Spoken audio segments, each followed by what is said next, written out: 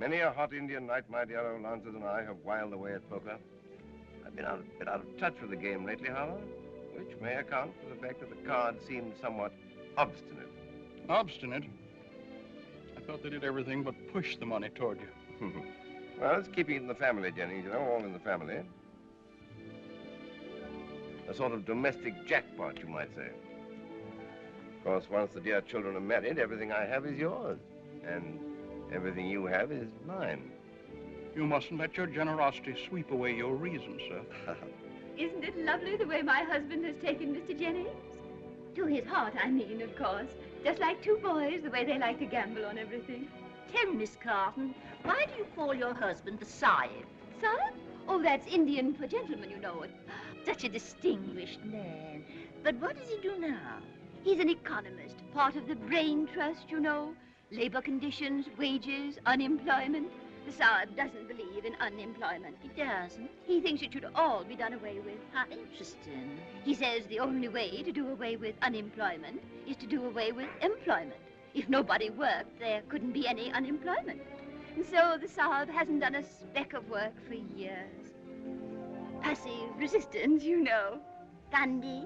How clever of him. My son feels the same way about it. He's terribly clever, too. And so charming. And soon to be your son, too, Mrs. Jennings.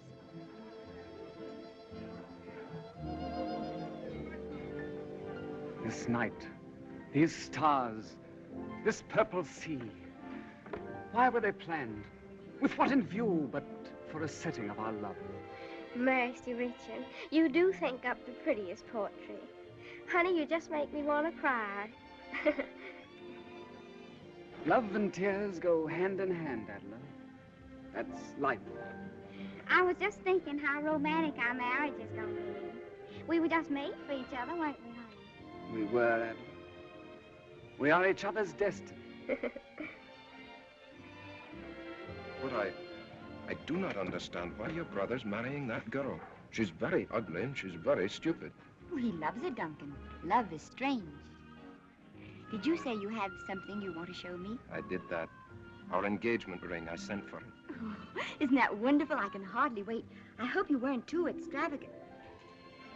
It's no valuable ring, but it belonged to the McGregors. That was my mother's name. Why, it's lovely. I love sentiment. So much better than all the diamonds. I'd like to give you diamonds, Georgian, and pearls, too. Would you really? But I'm no a wealthy man. Oh, now, don't try to make me think that, Duncan. You're sure they're the Carletons, Sergeant? Positive, Lieutenant. The Monte Carlo police sent photographs. Four of a kind. And the kind we don't want around here. Come on.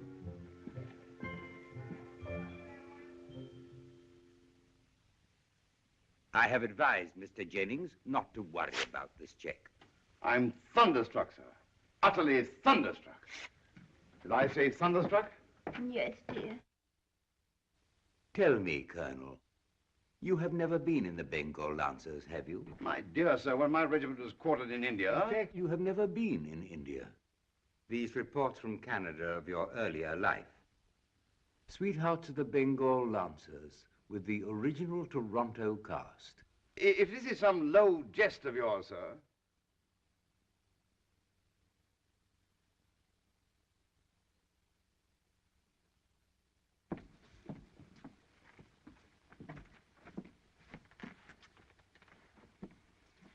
What is the proposition? The municipality would feel a distinct gratitude if you would be kind enough to continue your operations elsewhere. If I were so disposed, sir, I would consider your remarks insulting. What my father is trying to say is that we would be very pleased to cooperate with the municipality, but unfortunately we have no money. In fact, thanks to your interference, you find us completely destitute. Mr. Jennings thought as much and asked me to present you with these tickets to London with his compliments.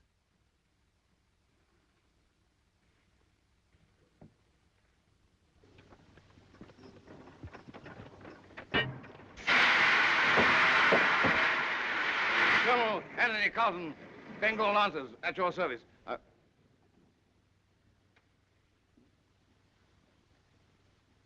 You haven't changed much since those days, darling. That's all right, eh? Only your hair's really getting gray now instead of being wig. But when you jumped up just then, you looked just like you used to in the second act when you talked to Lady Gretchley. Remember? Well, beautiful scene that, beautiful.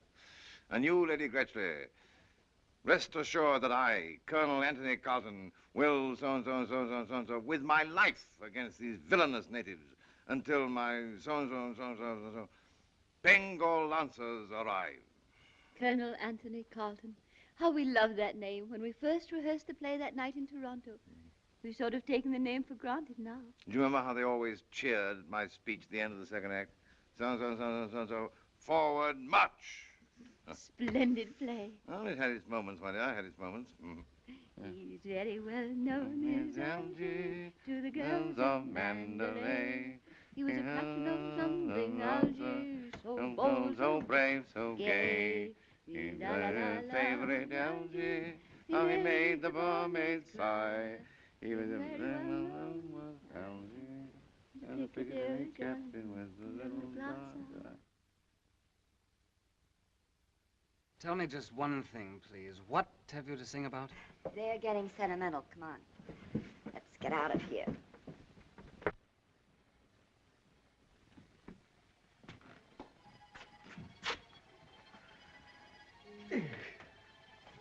The workings of the Sahib's mind are a deep, dark mystery. Yeah. Mommy's too. $3 million tossed away. And they sing. And we nearly had it right in our hands if the Sahib had been content with $3 million. But no, he had to have that extra 4,500. And get us in a jam besides. Rick, did you say goodbye to Adela? Saying goodbye to $3 million was all the goodbye I could stand. I just wish we knew what we're going to do now. I've never been so hungry in my life.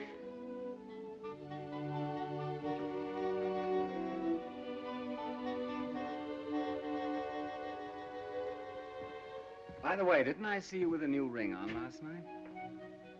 I thought perhaps when we got on the train, we might be able to swap it for a couple of chops. Oh, that ring wasn't mine. I just borrowed it for the evening. Too bad. Oh, what's the matter with us anyway? Why can't we ever own anything? Nobody ever owns anything except nice, dull people. And they always get on to us sooner or later. We're too well dressed. That won't last long. I doubt if there's a dressmaker left in Paris who'll stake us anymore. Mommy will always find your clothes somehow, don't worry.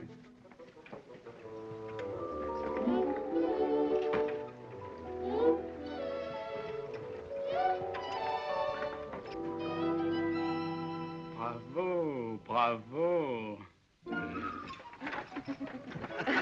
He thinks we're sweethearts. Rick, did you ever know anybody who married for love? I mean, we're somebody who didn't have any money, married somebody who didn't have any money. What did you say they married for? Well, for love, you know. No. Do you think people like that are ever happy? Anything particular in mind? Oh, no, I was just thinking.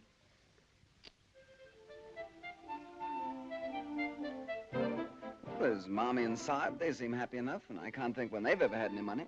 Oh, they're different, though, poor darling. How? Oh, both a little balmy. I mean, just normal people. People who work for a living. What are you getting at? What's happened to you anyway? Why? What do you mean? Well, what are you getting so soft about? Soft? Oh, I don't know what you're talking about. It's only... Only what? Only... I didn't even say goodbye. Oh, you're not in love with that Scotsman, are you? Oh, how could I be in love with him? He hasn't any money. Well, then I can't think what you have to cry about. Oh, well, neither can I.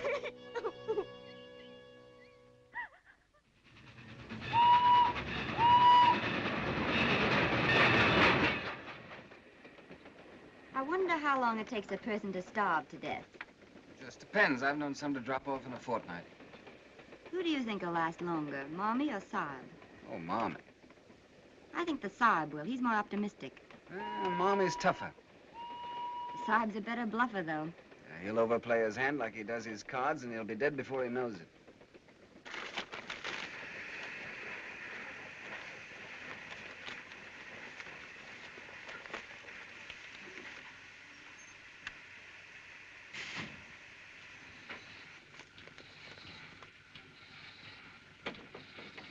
This way, sir.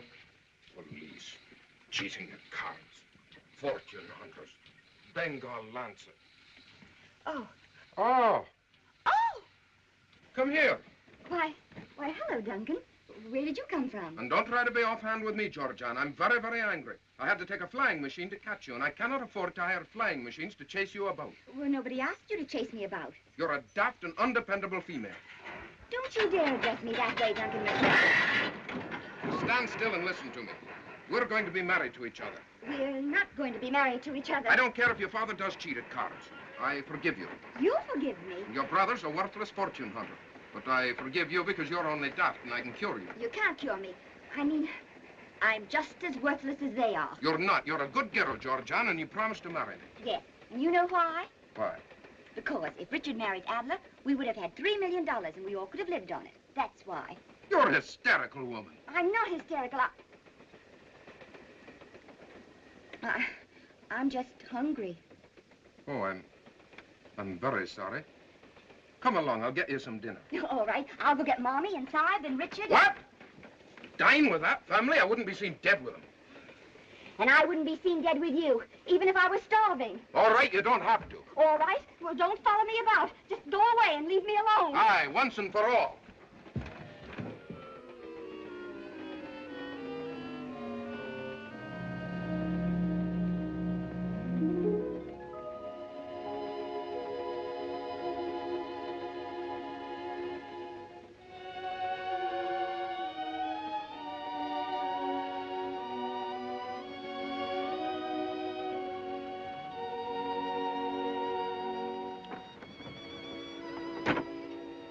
Won't you come in? It's lonely at night, isn't it? Yes. I don't like to see night come. Do you? Well, I don't think I ever noticed. You're so young. When you're old, night comes too soon. Always.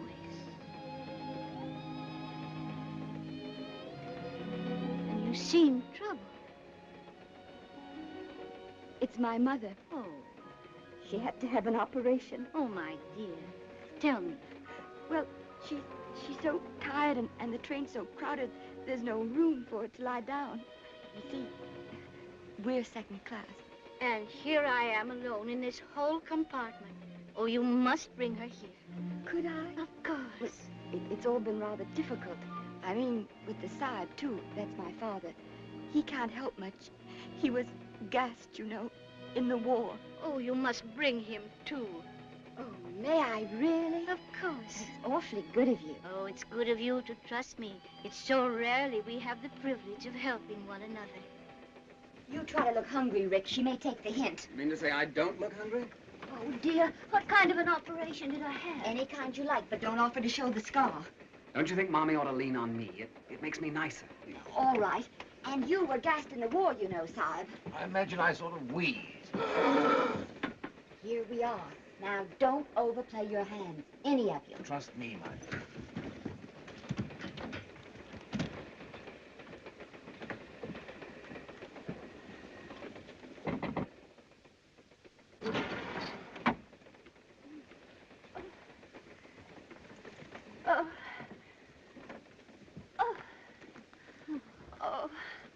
How kind you are. I don't know you. Do I? I'm a new friend. My name is Fortune, Miss Ellen Fortune. Miss Fortune? Silly name, isn't it? Everybody makes jokes about it. I do myself. Fine historic name, not a subject for jesting. Allow me to introduce my wife, ma'am, my daughter. I know. My son. And your servant, Colonel Anthony Carleton, late of the Bengal Lancers. The Bengal Lancers. How splendid. And yet the wretched government refuses him a pension and lets his family starve. If only he hadn't gone back to the war after that dreadful wound. Gas, Mommy. Gas. Gas. Gas, too, of course. Don't be absurd, Georgianne. Did you think I had forgotten? If I have a breath left to give my country, he used to say. He's never been right since. And then your operation, on top of everything. Yes, and so expensive, too. But they would take me to the Riviera. Now, Mommy, you know it isn't good for you to talk so much. Don't overdo it. It meant selling our little house, and poor Richard's coming down from Oxford, the most brilliant man of his year, they said. Didn't they, darling? I don't care what they said. I don't care that for Oxford, just as long as you're all right, Mommy. If you could only force yourself to eat something, Mommy. In Little Women, the children call their mother Marmy. I think the name does suit me. I don't know where the absurd children got it. Sahib, of course, means genteel in India. The children were born there, poor darlings, somewhere in the Himalayas. A dreadful place, what with the ayahs and the whatnots howling around in the whatever you call them. Mommy, are you sure you couldn't force yourself to eat something? Oh, no, it would choke me. I'm sure it would. Oh. Would it help if I ate something with you? It might. I'd do anything to please you, dear boy. I think we should all make the effort. If Marmy should see us all eating, it might tempt her. Of course, you'll be our guest, ma'am. Oh, no, no, please. This is my compartment. I insist. You must be my guest.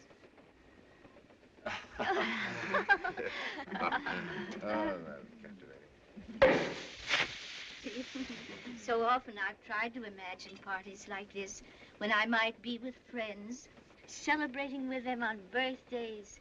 My little girl's going to have a birthday this year.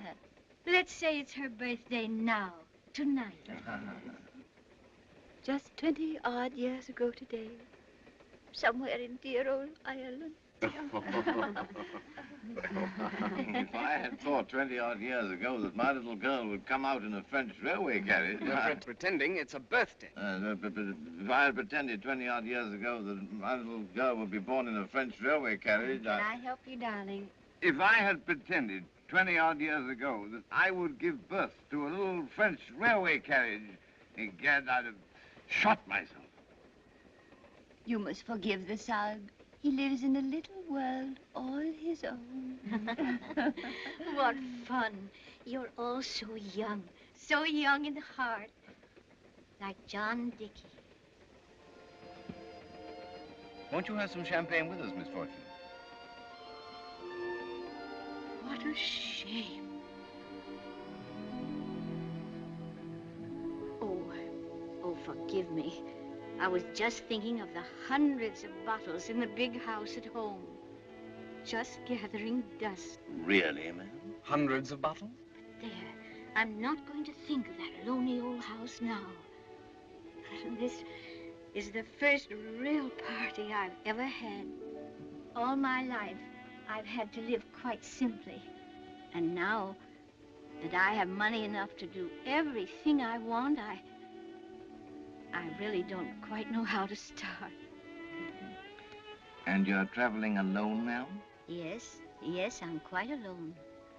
Oh, I've seen many lovely things on this little jaunt, but I've had to see them alone.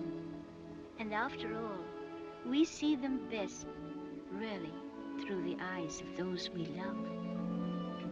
Wasn't it Rossetti who said something like that somewhere? Beauty without the beloved is a sword through the heart. Why, I don't remember. So you see, this has been a rather sad journey until now.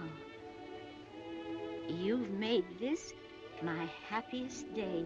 Delighted. Pleasure's all ours, my dear lady.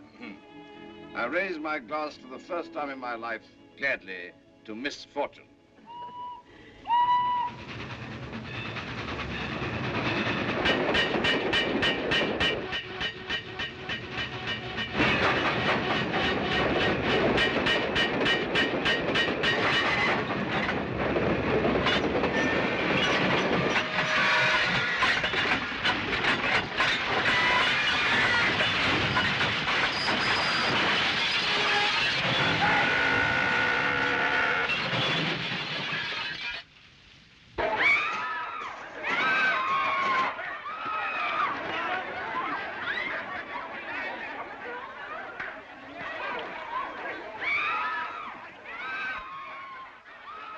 The train seems to have caught on fire.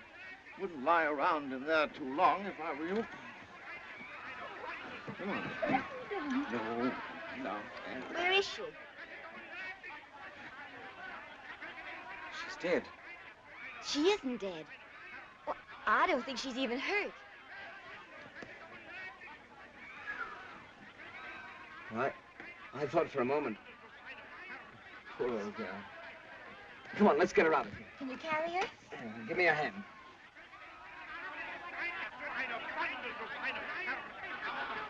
Sure you're not hurt, my dear? I don't think so, Sahib. I don't know how you're supposed to feel after a train wreck.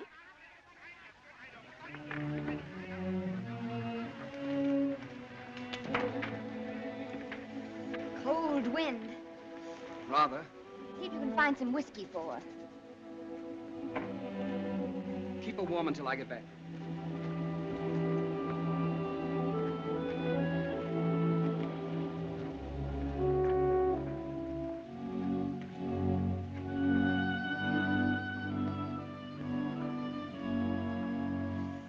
Now, I'll probably die of pneumonia.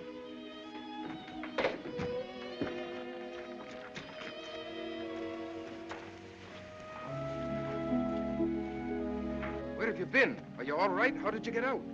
On my 2 feet, they're very adequate. I've hunted through the whole train for you, if anything had happened. What have you got there? This is an old lady. You're being very good to her. I'm not. I'm trying to keep warm. You've given her your coat. What of it? Well, you'd be warmer if you'd kept it yourself. Will you stop trying to make me something I'm not? And will you please get out of here? Why? Now, let me tell it to you, Duncan, and tell it to you fast. I'm up to no good and you're just interfering. Get out and leave me alone, once and for all.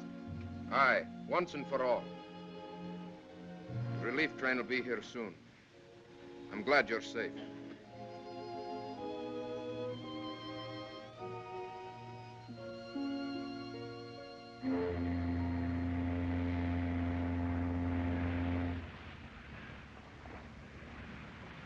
If the old girl doesn't cough up something after all we've done for her, I shall lose my faith in human nature. We've been very kind to her. We've eaten all our meals with her and everything. Oh, I shall miss you all so much. It isn't only that you saved my life. You've all been so wonderful to me. But it'll be nice for you to get back to your lovely big home and see all your friends again. I haven't any friends or relatives, Georgiana. They're all gone. Oh, I'm sorry. But didn't I hear you mention a Mr. Dickey? John Dickey, yes. In America once, when I was a young girl, a long time ago, Georgiana, I was engaged to John Dickey. Oh, Georgiana, I was so young, I hadn't learned the meaning of faith. And one day someone told me John Dickey loved someone else. We quarreled, and I spent my whole life regretting that quarrel, hoping that sometime, some way, I would hear from him again. And when I did, it was to learn that he'd gone to England, made a fortune, and died alone, leaving everything to me. Oh, Georgiana, one must have faith in the people one loves. One must have faith or go through life alone. I'm sorry you're so alone. Georgiana? Yes, Sahib? It'll be in port in a few minutes, my dear. You better finish whatever you have to do. Well, I wish there was some way we could see you sometimes in London. Georgiana. Oh, no, you couldn't, that lonely old house. Georgiana, you couldn't come and stay with me, all of you, and be my guests for a little while? Well, I don't know what the Sahib would think. He hates so to impose on people. But it wouldn't be imposing. I'll ask him. I'll try to persuade him. I'd love to come, just to be with you.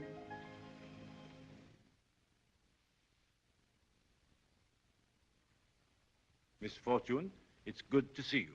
Mr. Anstruther, how nice of you to be here. Not at all, Miss Fortune. It's a great pleasure to have you back, safe and well.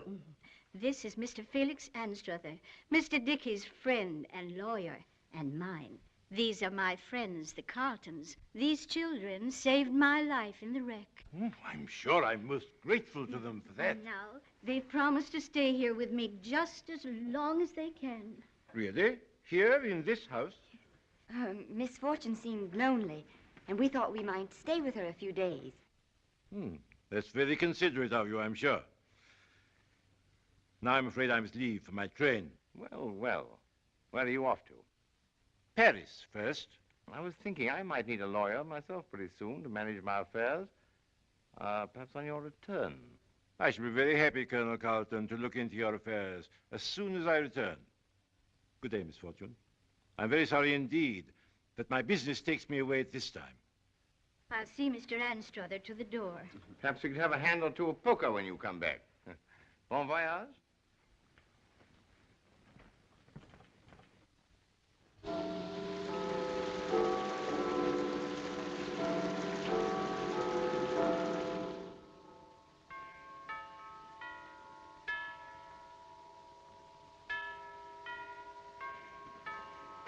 Rick, wake up. No way. Don't be stubborn, Rick. Wake up. Are we packing again? No. I've been thinking and I have everything worked out. Did you work out what happened to the top of my pajamas? Shut up, Rick. I have an idea. Oh. Why don't you sit down, Marmy? Oh, I thought I was. Now listen, we've been planning on staying here for a couple of weeks. But where do we go then? Elucidate, my dear. I mean, we can stay forever. All we have to do is to keep on being what she thinks we are. Charming, you mean? No, decent, honest, sober, and hardworking. And just what do you mean by that? I mean, darling, no funny business with the cards, no running up bills, no brandy. And you, Rick, will have to look for a job and take the Sahib with you. Oh, really? Sounds too busy. And for what? No sooner do we do all this than she'll up and die, and then we're out. Unless... Unless what? Unless she makes a will. Exactly. And there's not only the house, there's Mr. Dickey's entire fortune. If we've ever had a chance at a permanent solution, this is it. How cute of you, Georgia. I'm game. I'll be a grandson to the old gal if she kills us both. For the sake of all of you, I am prepared to make any sacrifice.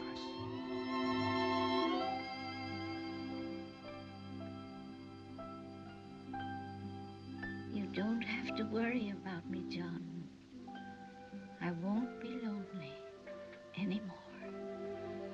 I've found friends.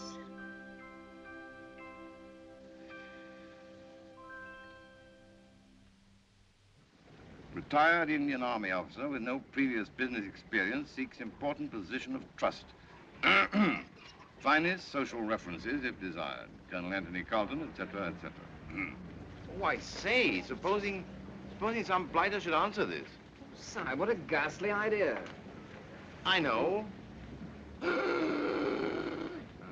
Sounds good. Well, where shall it be today, Father? Want to see the mummies again? Oh, mummies are a bit dead, don't you think, for such a beautiful day? Yeah. National Gallery? Painting? No. No, it's time, my son. You saw life in the raw.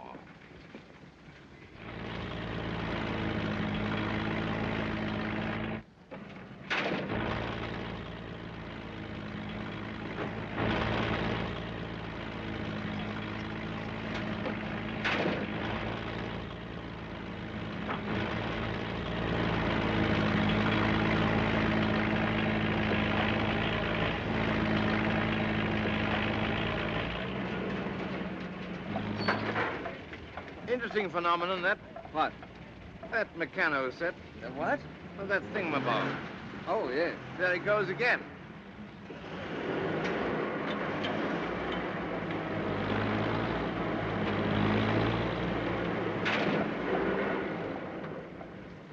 But look at all those little fellows down there.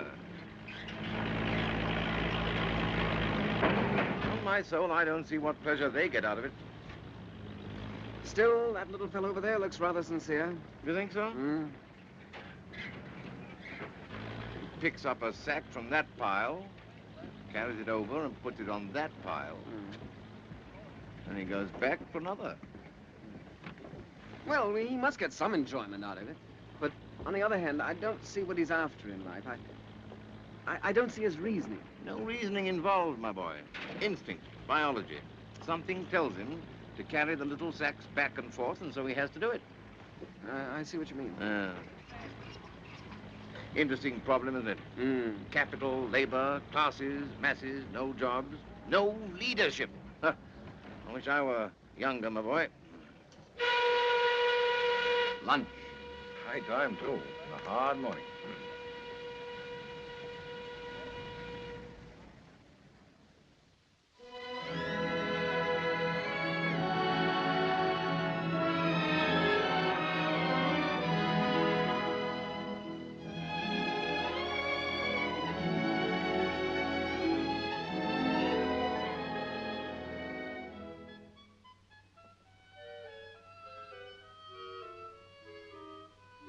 I saw your father's advertisement in the newspaper.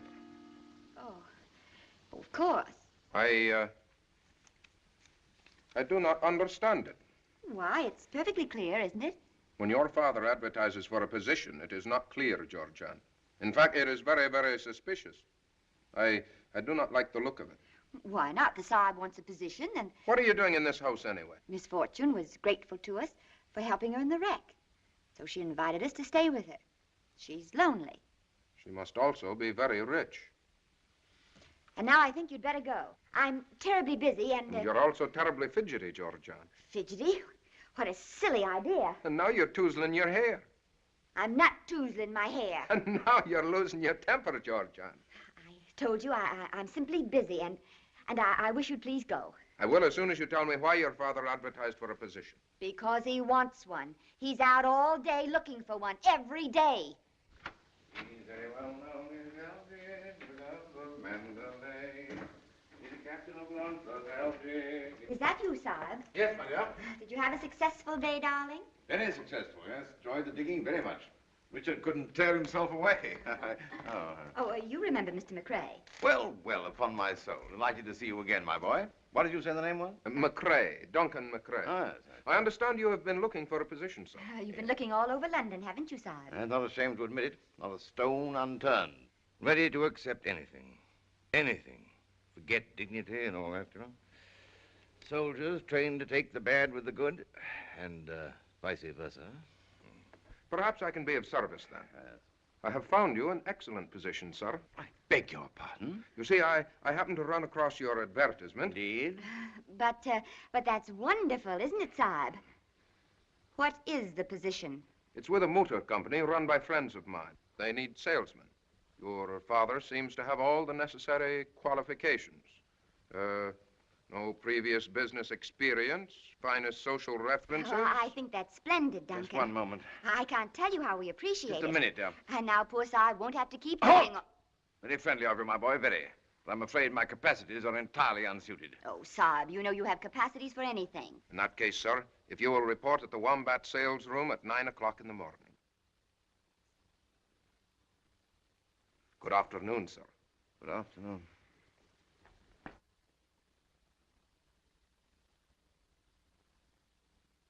I do not believe your father has any intention of taking the position at all. Why, what an amusing idea. I do not think you're amused, and I do not think you're grateful.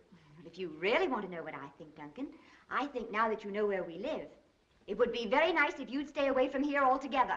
Aye, once and for all. Insolent young puppy. I detest him, always muddling things up. But you're going to take the job, Sahib. What?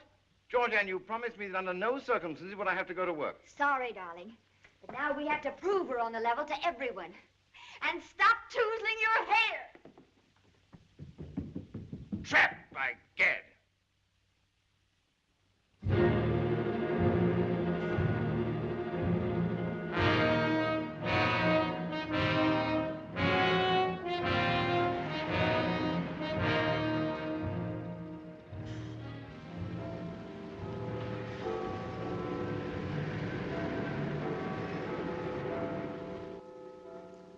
$9 o'clock? I'm afraid so, Sahib. Well, I'll never forget the pleasant days we've spent. We never did half the things we planned to do. Too late now, I'm afraid. I wish we could at least have got to the aquarium. Some future time, perhaps. Never know. Well... Won't be the same without you, Sahib. Nice of you to say so, my boy. It's you, too. Not much good at farewell. I know, Father. I'll walk a little nearer with you. Thank you, my boy.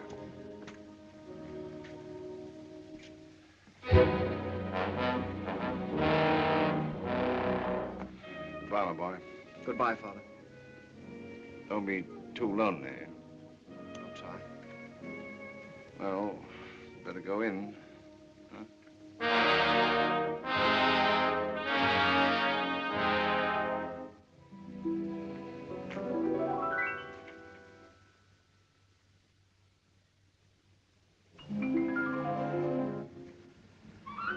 What is it, Sahib? Tell your mother, my boy. Tell your mother.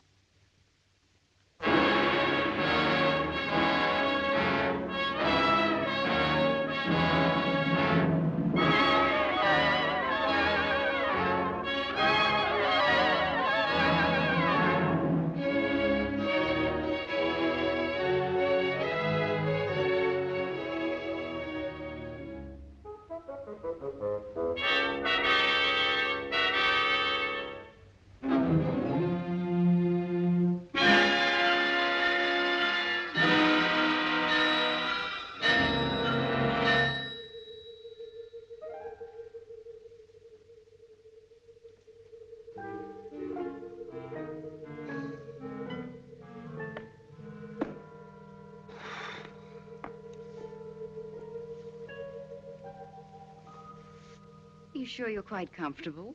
Quite comfortable. Do you mind? You planning to stay long? I hadn't. Now that I see you again, You've never seen me before. I've seen you all my life. In my dreams. That's not a very good line. No. Well, you see, I'm so darn tired. Why come to me? Well, I was walking along and suddenly an unseen spirit grabbed me by the arm and led me straight up here to you. It's kismet. Now, you think that means we have to marry each other? If you're not otherwise engaged, of course. I do not. And I can't make up my mind whether you're a lunatic or merely very young. I'm neither. I'm just lonely. I see. What can you do besides look rather too good-looking? Well, I'm a champion swimmer, a rattling good game of tennis, fair golf, and I rumba like the angel Gabriel. Did you happen to notice the name of this organization? No, to be frank with you, I never had a job before, and I felt it might spoil my impulse. This is the British American Civil and Hydraulic Engineering Company. Oh, I see. And you're the American, huh? Well, don't hydraulic engineers ever rumba? Rarely and not well. It seems to me that I shall be filling a crying need. You know, I really think I'll enjoy working here. I like the atmosphere of the place. The atmosphere is strictly business. Which is what I like. I begin to see what I've missed. You know, if I made up my mind to it, I could become an engineer very shortly. And it takes some of them years. Did anyone ever tell you that you had the most... Yes, often. You don't know the first thing about engineering, do you? Oh, what's there to it? It all comes down to one man saying to another man, well, make up your mind. Do you want to buy a bridge or don't you want to buy a bridge? I've never met a man before who's never had a job. I should think it'd intrigue you, make you want to see what you could make of it. All right. We need someone to sort the mail. £2 a week. Come back in the morning, 8 o'clock. I'm yours to command. You couldn't make it 9 o'clock, could you? 8 o'clock. Good day. There. Oh, could you come out with me later for a spot of supper? I like to pay my obligations. Can you pay for the supper? Oh, now that you mention it, I'm afraid I can't. In that case, I'll wait till your first payday. There.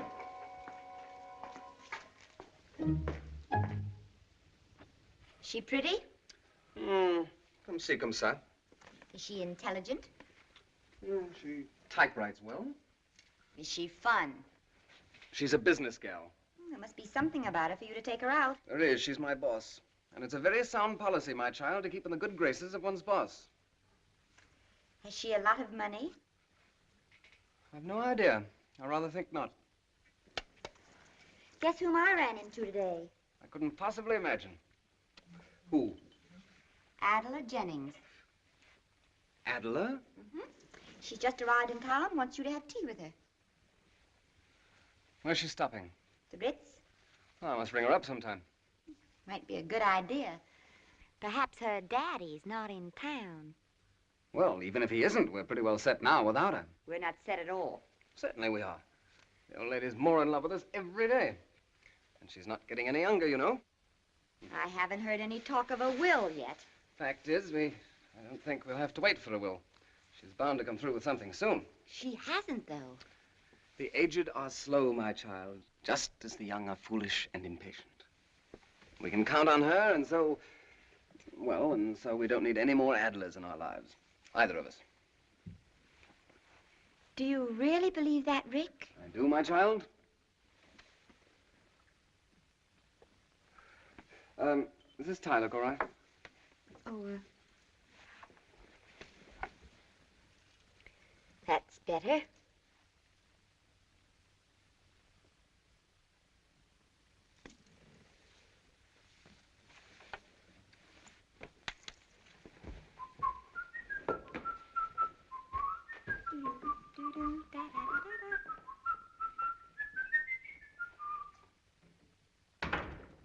Good evening, Sahib. Evening, boy. How are all the little wombats feeling tonight? Couldn't feel better than I do. Sold my 4th one this week. Commissions mounting rapidly, my boy, rapidly. Oh, really? Ah. By the way, Sahib, where would you take a young lady to dine? Savoy, by all means. Soundest cuisine in London. Well, I don't know. I had in mind a place... No nonsense. Savoy is the only place to dine, lady. Don't give it another thought. All right, Savoy it shall be. Oh, but a couple of quid wouldn't see me through, would it? Perhaps you're being slightly optimistic. You couldn't lend me a fiver till next payday, could you? I glad you, my boy, but I've always found that borrowing is unsound, both from a financial and a moral point of view. How much money will you get your next payday? £2. And from that, you expect to pay me back 5? You must see there's no future to such a course of action. Neither a borrower nor a lender be. Why don't you take the lady to the zoo? All right, Sahib, all right, never mind. Here, boy. Enjoy your evening. Take her to the Savoy and the zoo.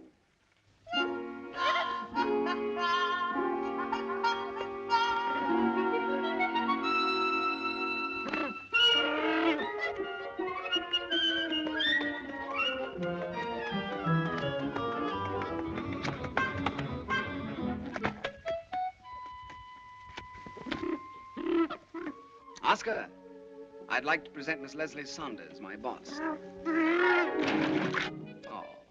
Oh, you really must forgive Oscar. He's a sensitive, lonely, disillusioned soul.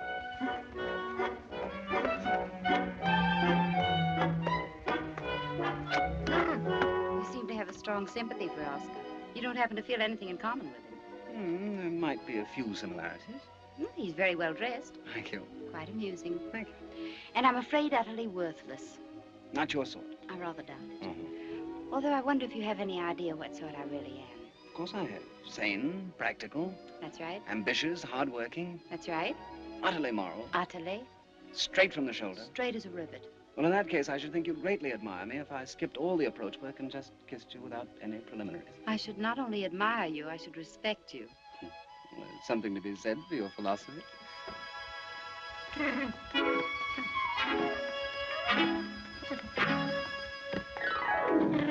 Oh, there go my cigarettes. That's all right. I'll buy you some more.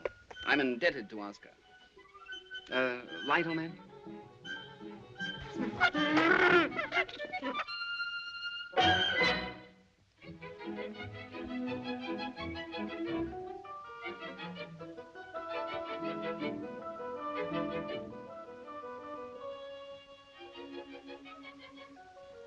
Seven.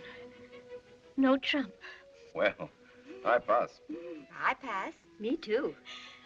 I think it's a lay me down. Oh, well, upon my soul.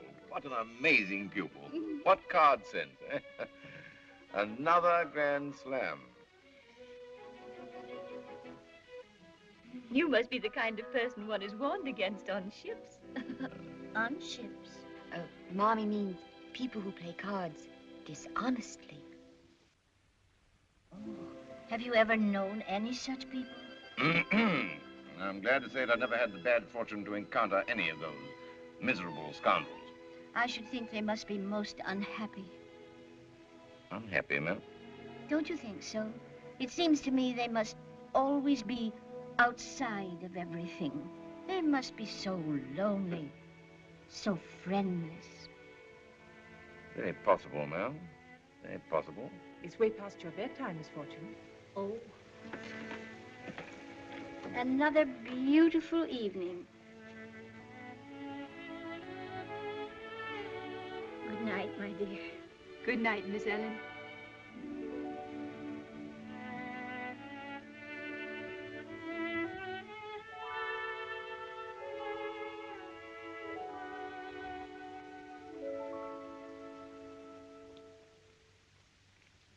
Honored, ma'am.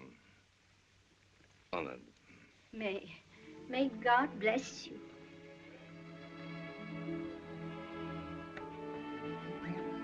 Don't bother to come upstairs, dear. Good night. Good night.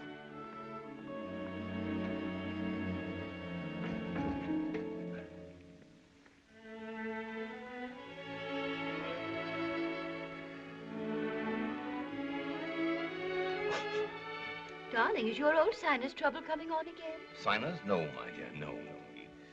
All part of the act, you know. Letting the old girl see that I was touched. Good performance, darling. You certainly had me fooled for a minute.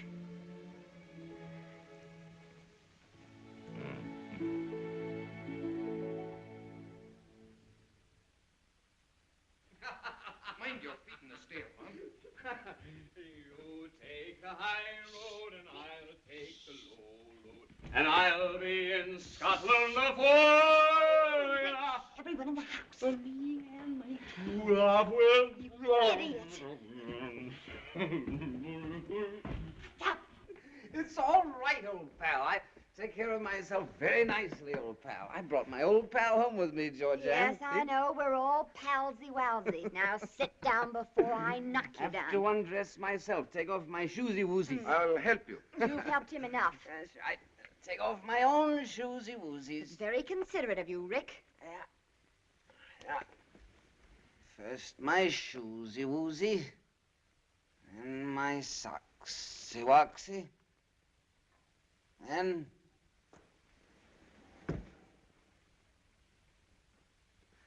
my tie-zy-wisey. I give you my word of honor, Georgiana. I haven't the slightest idea. You did it on purpose. I did not. How could I know that one bottle of champagne and a few small brandies could make any grown man drunk? Why did you give him anything at all? I tell you, I just happened to meet him and we'd celebrated. Celebrated? With him? You said you wouldn't be seen dead with him. You must be drunk, too. I'm not. I can't be. None of us McRae's is capable of being drunk. We've tried. And I admit I was wrong about Richard. I misjudged him entirely, and I apologize. He's an understanding and gifted young man. And where did you meet this understanding and gifted young man? We just bumped into each other. If you want to know the truth, I was feeling lonesome. You're a bad-mannered, bad-tempered, outrageous female, but I have discovered I cannot live without you. It's a shameful confession for a sane man to make. It's an idiotic one, because you're going to live without me, probably to a horrible old age. I am not. Richard says you're eating your heart out for me. Richard told you that? He did. Then you got him drunk and made him say it. If you were a man, I'd knock you down for that.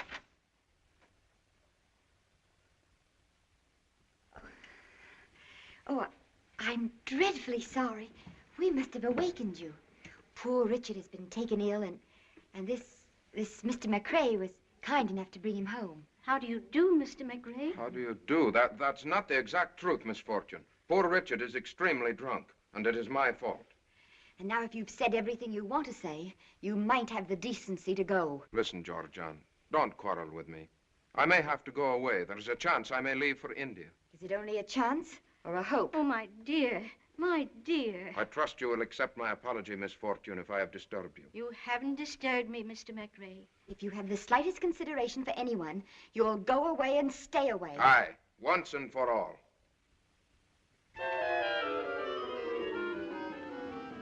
Oh, my dear, my dear.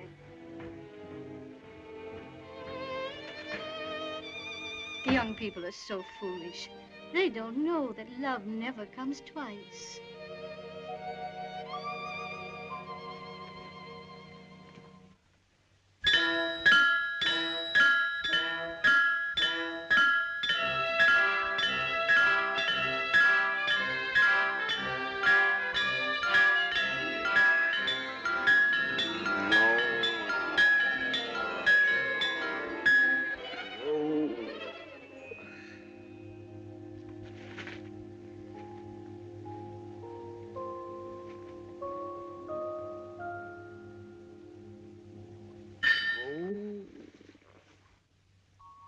Does it hurt much? My head is on wrong. I know just how you feel. Oh, I've been intoxicated, too. You have? I was quite a young girl, but I've never forgotten it. It was at a birthday party. Somebody gave me a glass of punch, and then the trees started going round and round. I know. Wasn't there anyone there to put ice on your head? No. But there was a boy there who was very kind to me. It was John Dickey. He let me hold his hand tight to keep me from being flung into space. Well, that was darn decent of him. Yes, he was a very nice boy. And he had a little white dog with him. She had a black spot, like an enormous eyebrow over one eye. Sounds like a very nice little doggy. It was. Does your head feel better? Much. I say, please don't think badly of me. Why should I think badly of you? You were only being gay and happy and proud, perhaps, of your job. And most of all, young.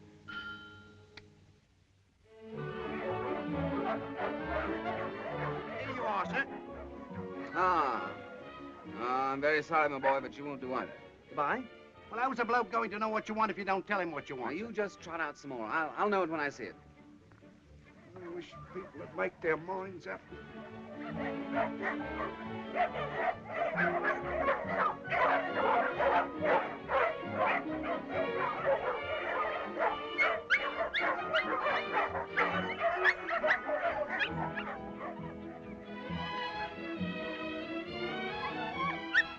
Oh, this one's a darling, Richard. But he's not vivacious. Oh, he's just sleepy. The dog I want must be vivacious and sleepy. Besides, he's cross-eyed. You're mad. His eyes are as straight as mine. Hazel. You're difficult to please. On the contrary, I like Hazel. Here they are, then. The last of the lot, sir. Take 'em or leave 'em. Leave him. No reflection on you fellas, of course. Blimey, what do you expect a dog to have? I expect him to have an enormous black eyebrow over one eye. What? An enormous black eyebrow? I think, Richard, we'd better go quietly and try somewhere else. All right. Sorry. I suppose he must have a purple tail, too. And why a black eyebrow? Well, because the puppy is for Miss Ellen, and Miss Ellen likes puppies with black eyebrows. Are you sure this Miss Ellen of yours is quite right? Oh, yes, quite. She's a very nice, rich old lady. I see. You and your family couldn't by any chance be sponging on her, could you? What makes you think that? It just occurred to me. Wouldn't approve of that, I suppose. No, I wouldn't approve of that. No, I didn't think you would. Would you like to hear the rest of it? It's up to you. It's a tremendous secret, you know. Perhaps you shouldn't tell me then. I probably shouldn't. You won't like it. Well, they say that confession is good for the, what is it? The soul, Richard. Oh, yes, the soul, yeah. Well, I suppose it can't affect me much one way or the other, can it? You see, we're all trying to become heirs. I don't understand. It's very simple. You see, we're really all quite charming, and we made the whole gal love us. The Sahib took to selling wombats just to prove that we were on the square, and I took to opening letters for the same reason. Rather neat idea, don't you think? You're not kidding me, Richard. Oh, no, I'm terribly serious. We thought we'd worked it out rather cleverly. I never doubted that you were clever, Richard.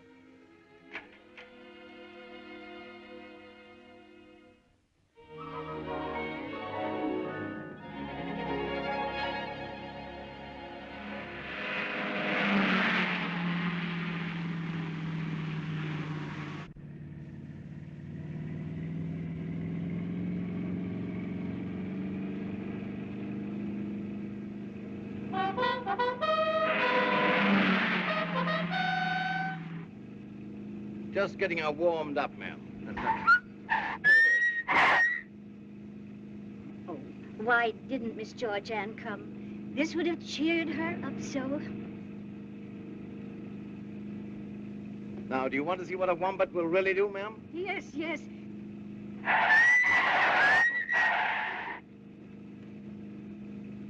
You mustn't hit anything when we're going this fast, darling. It might be dangerous. Not at all, my dear, not at all.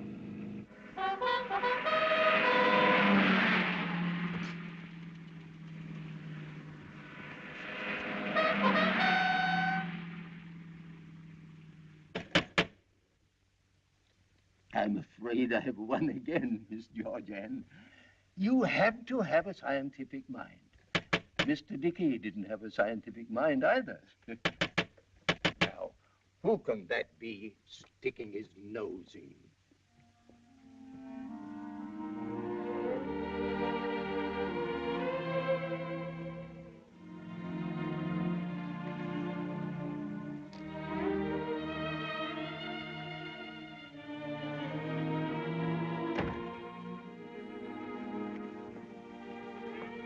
was it, Andrew?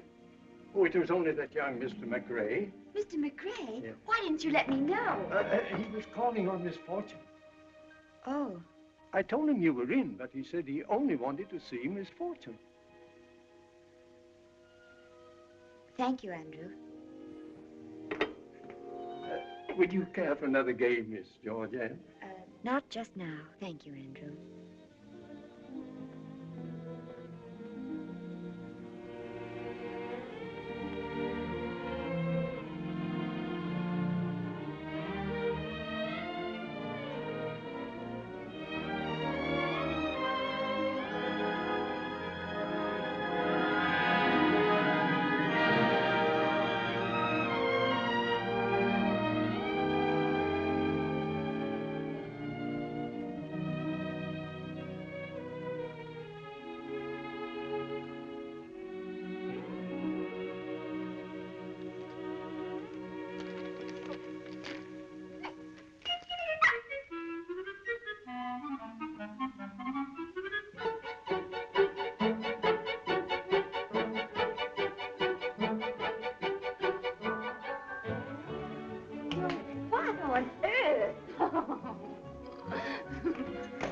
Isn't she a dream? My name is Jane of Aylesbury, and her father's a champion, you know. You get this horrible monster out of here before Miss Ellen comes home. Well, but she's for Miss Ellen. I got her for Miss Ellen. And I'm paying for it out of my own salary. Think of that. Oh, how wonderful of you, Rick. Are you sure she wants one? Sure. My salary is too small to waste if I weren't sure. Oh, of course. I thought for a moment... Well, good work, Rick. Congratulations. Oh, I didn't mean... What, Rick? What didn't you mean? Well, I mean, I didn't want you to think I was getting soft all of a sudden. Heaven forbid I should ever think that. Now, look, you stay here, and Jane and I'll lurk about upstairs and be a frightful surprise to everyone. You won't have to try much. Hello, Marmy. Isn't Richard getting dynamic? Oh, darling, such a marvelous time. The wombat went like a bird. Did you have a good time all by yourself? What have you been doing all day? I had 4 hair-raising games of dominoes with Andrew. The whole countryside is just one big garden. I picked and picked and picked. Did you have a good time all by yourself here? What have you been doing all day, darling? I played dominoes with Andrew. Masses of wildflowers. We saw the most adorable little cottage. Miss Ellen was mad about it. Did you have a good time all by yourself? What have you been doing all day? Why didn't you play a game of dominoes with Andrew? Heavens! What in heaven's name is that? That, I imagine, is Richard and Jane being a terrific surprise to all of it. Jane?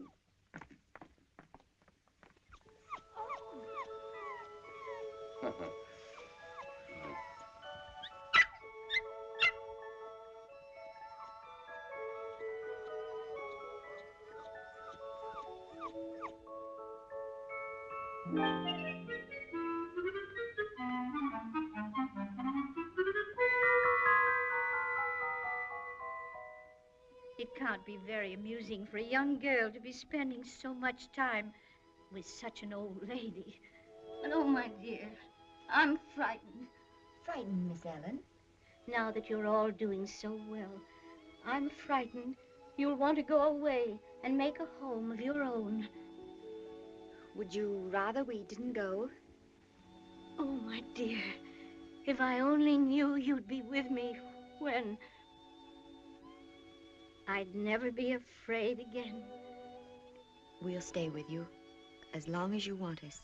Oh, if you could only promise me that. I promise.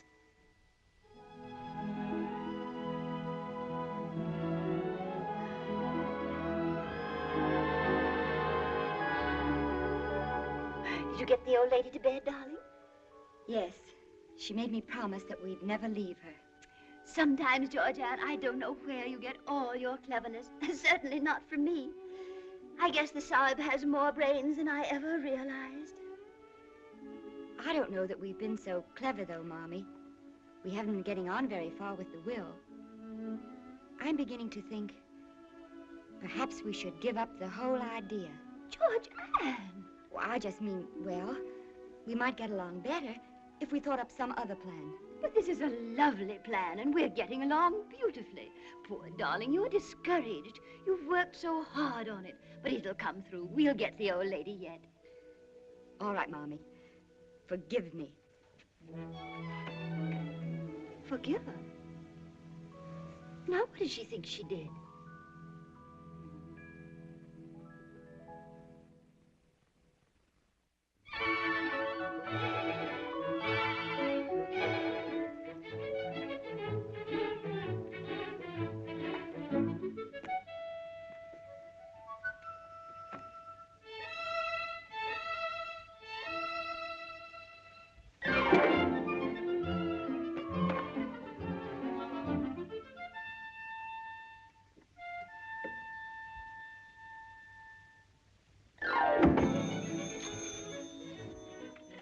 Hello.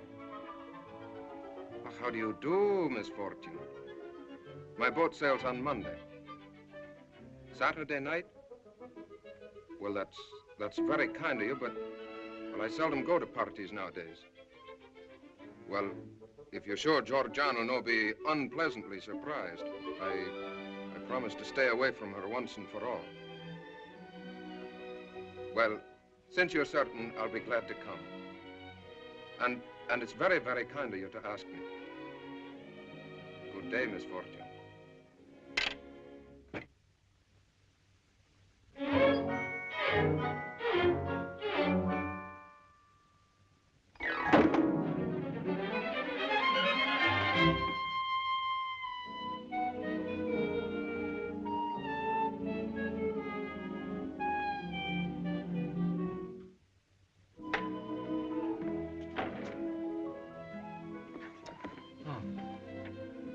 I thought I told you an hour ago I didn't need you any longer. Oh, that's all right. I just had a little reading to do. Take you home? I think not, thank you. Sorry. Why, say, you wouldn't like to do the town, would you, with Miss Fortune and the Carleton family on Saturday night? White tie? Are you paying for the party? No, a small white dog with a large black eyebrows, about all I can afford for several weeks. How is Jane? Oh, terrific. Several slippers have gone west, and some of Mr. Dickey's antique rugs have aged perceptibly, but I couldn't live without her. Did she make your Miss Ellen happy? Oh, immensely. She's mad about her, really. Then Jane is what you might call a wise investment. As a matter of fact, I think Jane will do the trick. Congratulations. I knew you'd be interested. Good night.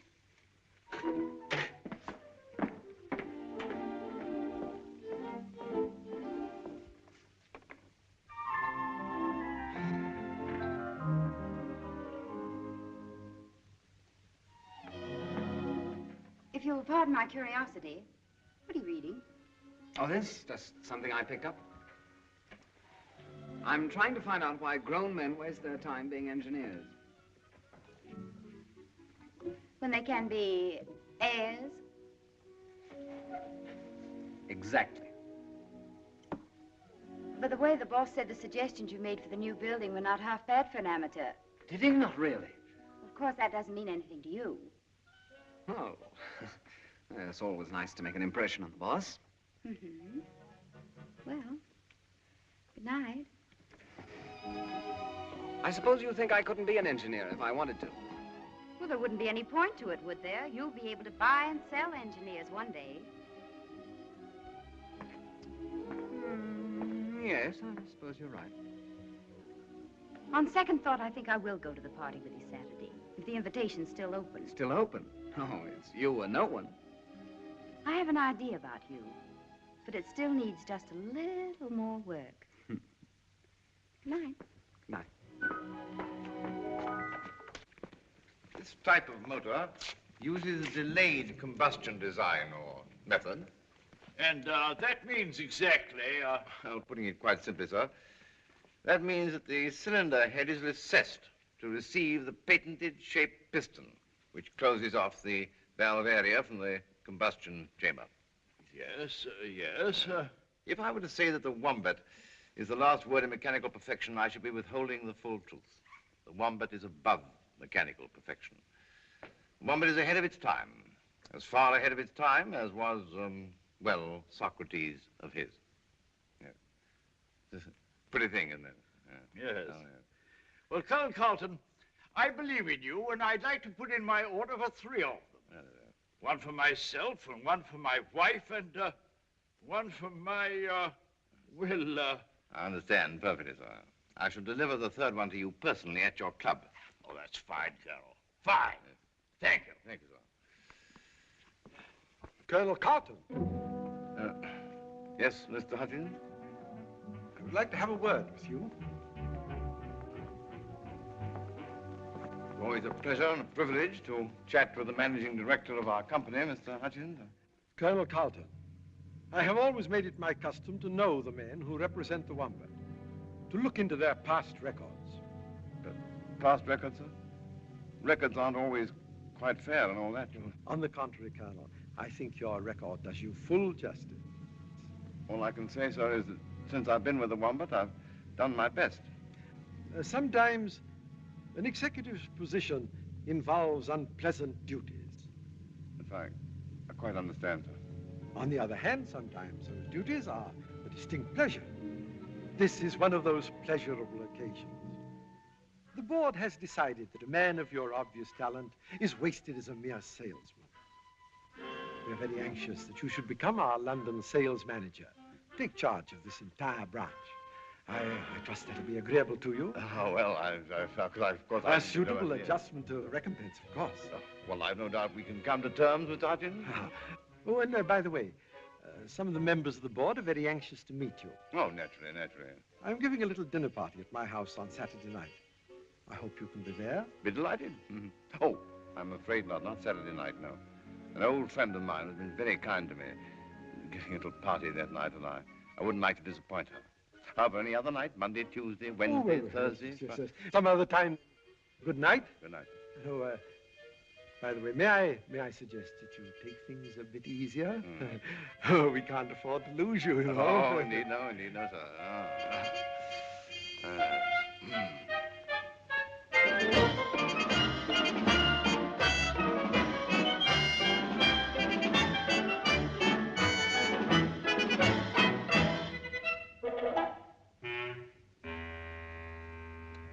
And furthermore, Miss Fortune, I discovered that your Colonel Carleton is not even a colonel.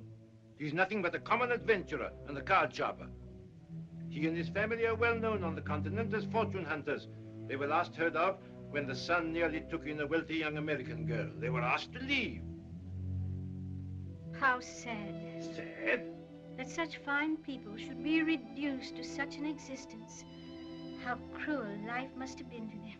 But you don't understand, Miss Fortune. They're not fine people. They're little better than criminals. And they're in your house now, living on you, sponging on you. Who knows what plans they may have against you. Now I understand so many things that used to puzzle me. Little glances they exchanged, little embarrassments they had, times when they were hurt, and I never understood why. Oh, I wish I had known sooner. I could have spared them so much. But you must get rid of them, Miss Fortune. They'll take everything you have. Oh, I'm an old woman, Mr. Anstruther, a very old woman who has led a lonely, useless life. But I've learned some things in my loneliness, perhaps because of it. I've learned not to judge people. I've learned to take them as I find them, not as others find them. And most of all, I've learned to give complete and unquestioning faith to the people I love. I shall say no more, Ma'am.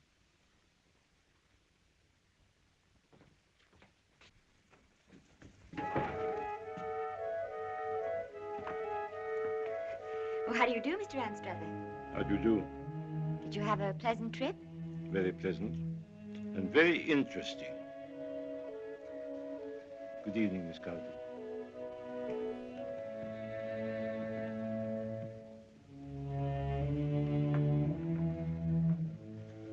Oh, come in, my dear.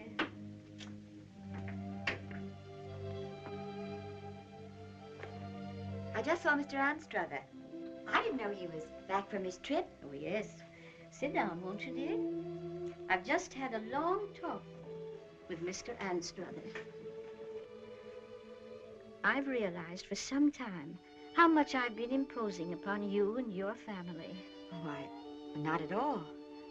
I've wondered, what can they possibly gain by giving so much to a lonely old lady? Oh, and finally I've decided to do at least everything that is in my power to do. But we don't want you to do anything. I'm sure of that. But I want you to know that I have asked Mr. Anstruther to draw up a new will so that when I die, everything I have will come to you and your family. It isn't at all what I would like to leave you, Georgianne. I would like to leave you happiness. Oh, He is very well known as Algy, to the girls of Mandalay. He's a captain of Lancers, Algy. He's bold, he's brave, he's gay. Georgianne, do you know what your father is? Yes, I think I know. Nonsense, my dear, you couldn't know, and it just happened. He's been made the headmost sales manager of the entire London branch. Yeah, what do you think of that, Georgianne? Making money on his own and everything. Oh, tut. Not big money, of course.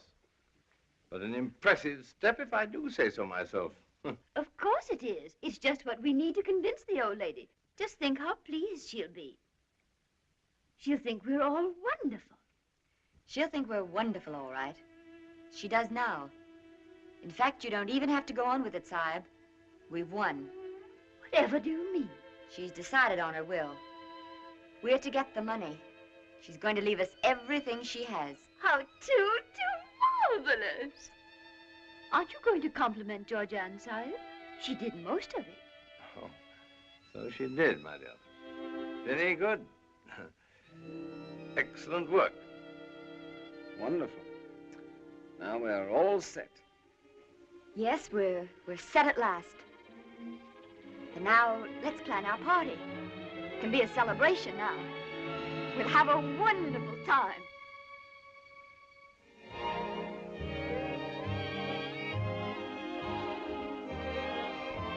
Going to India, eh? Well, that's my old stamping ground. Let's give you some letters of introduction, my boy. Ah, India, India. Richard and Georgianne were born there, you know. They were.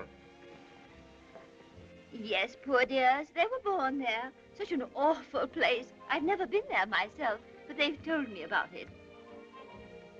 That's very astonishing. Oh, don't mind Marmy. She has little lapses like that. Nothing dangerous. Perhaps we'd better dance. Rather a shy young fellow, what? I'm sure I've seen him about somewhere. Never forget a face, you know. Your whole family are rather complex, aren't they? Oh, yes.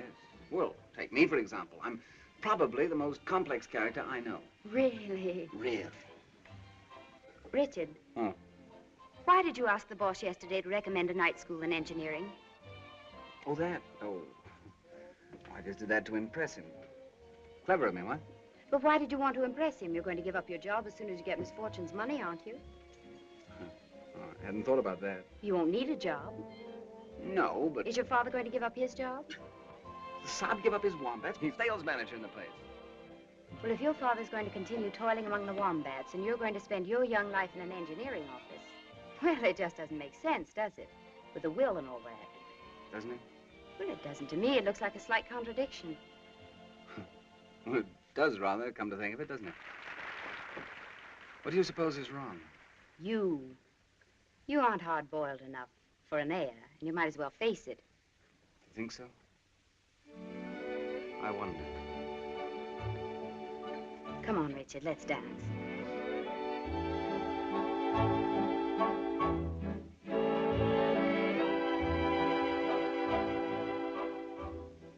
Permit me to say, ma'am, that you dance exquisitely. It is a beautiful dance, isn't it? With you, ma'am, it's a poem. They've made up. Oh, I'm so glad. Who? Georgianne and that nice Mr. McRae. Oh, yes. I've loved you for a long time, yes, but that doesn't mean I'm going to marry you. But why? You really want to know? Aye. All right, then. Your suspicions about us were right, Duncan. We didn't love the old lady. And we didn't stay with her because she was lonely. We were after her money right from the start. And that night you came to the house, I was afraid you'd spoil everything. I was afraid to even have you about. But you're not afraid now. No, because now she's come through. Now we're going to get her money. Oh, we're all rotters, Duncan. We always have been and we always will be.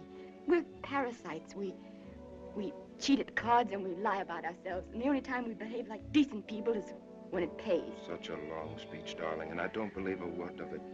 I don't care what you thought you were up to. I don't care what you think you are. I want to marry you. Oh, no, Duncan. I'm not turning noble, but I won't mess up your life. Once I wouldn't marry you because you weren't rich enough for me. And now I won't marry you because I'm not good enough for you.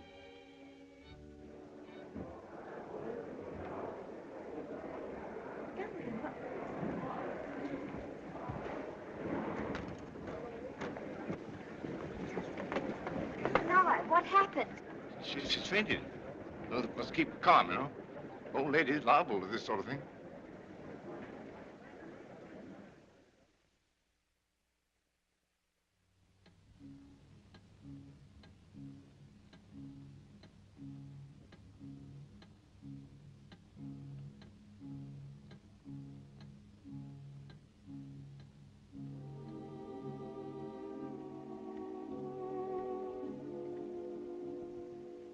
Her fluff's coming off in your trousers.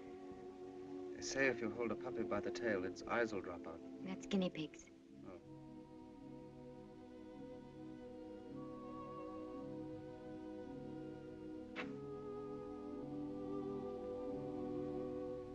Is Andrew there? Andrew. I didn't hear. She wants you to telephone for Mr. Anstruther. He's to hurry. Oh. Is she? We don't know yet. She's barely conscious, Miss Georgia.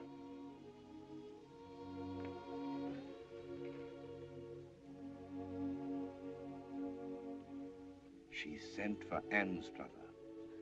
Oh, Sahib, I'm so ashamed. My dear. Rick. What? Do you think she's going to die? I don't know. Do you care if she dies, Rick? Well, I'm rather used to the old gal. She's not so bad, really. We're horrible people, aren't we? Hard as nails, all of us. Don't you think people ever change? Not us, ever. We just aren't any good. I think I am. Don't make me tired. I think Sahib is. He's changed. I suppose you think I have, too.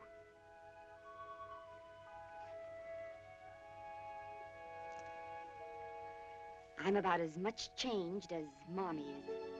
We've been acting so long, you think we're changed. But you're fooling yourself, Rick, like Duncan.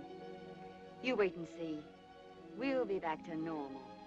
You and the Sahib, too.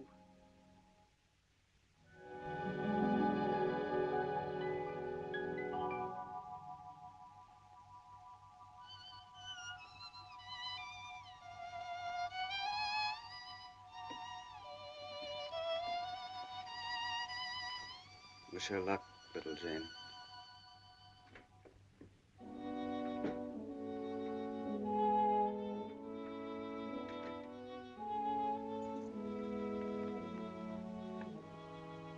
How is she? How is she? I'm Miss Fortune's lawyer, not her doctor. He will inform you at the proper time.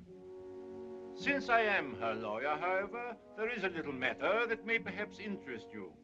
Miss Fortune's one thought, despite her grave condition, has been to live long enough to set her signature to a new will. This she has done. I need not inform you as to the identity of the new legatees.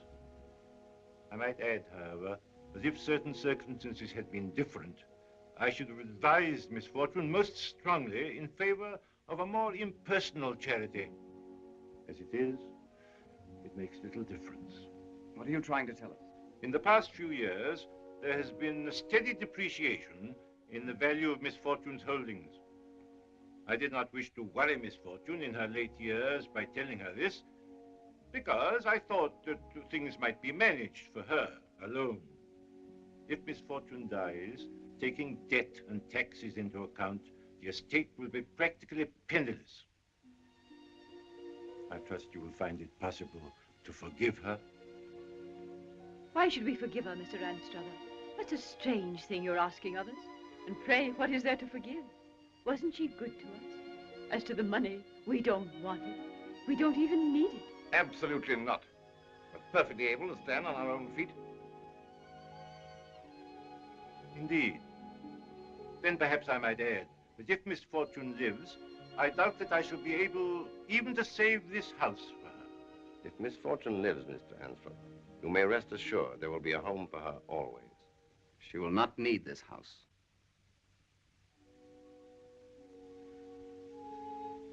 If I've misjudged you, I beg your pardon. Good day.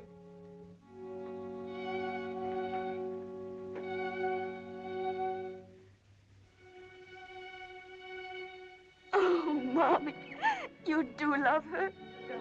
Darling. We don't want the money. We don't want it, none of us. Yeah, darling. Oh, and we really want to be what she thinks we are. Marmy, she mustn't die. We've got to show her. We've got to take care of her. She saved us, Marmy, don't you see? She saved us all.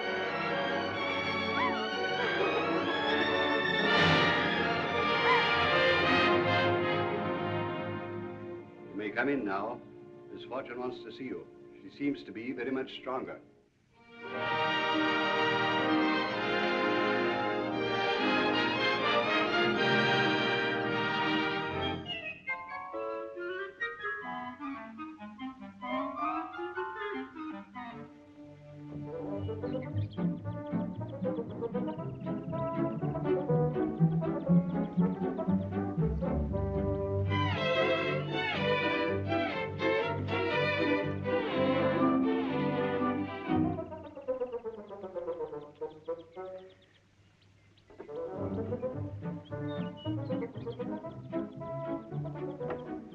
That's better.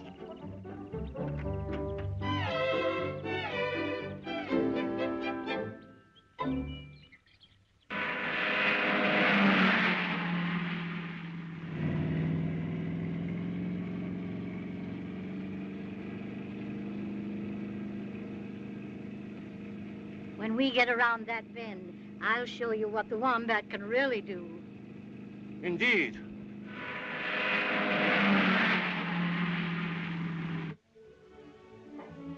That's the best curry I've tasted since India. Since Canada.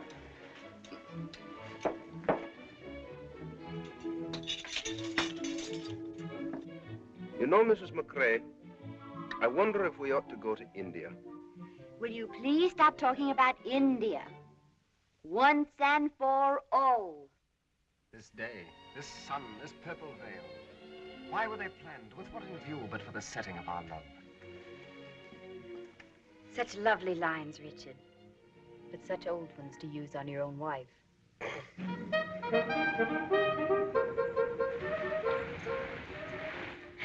Well, here we are at my new home.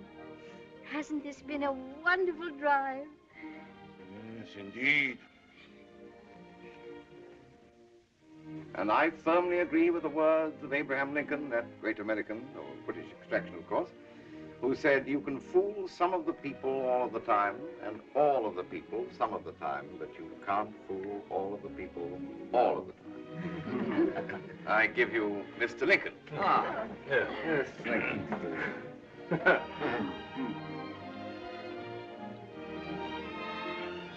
Mr. Lincoln and the Sahib were old friends. Indeed. Oh, perhaps it was another Mr. Lincoln. Now I would like to propose a toast. To my family, God bless them, one and all. Thank you.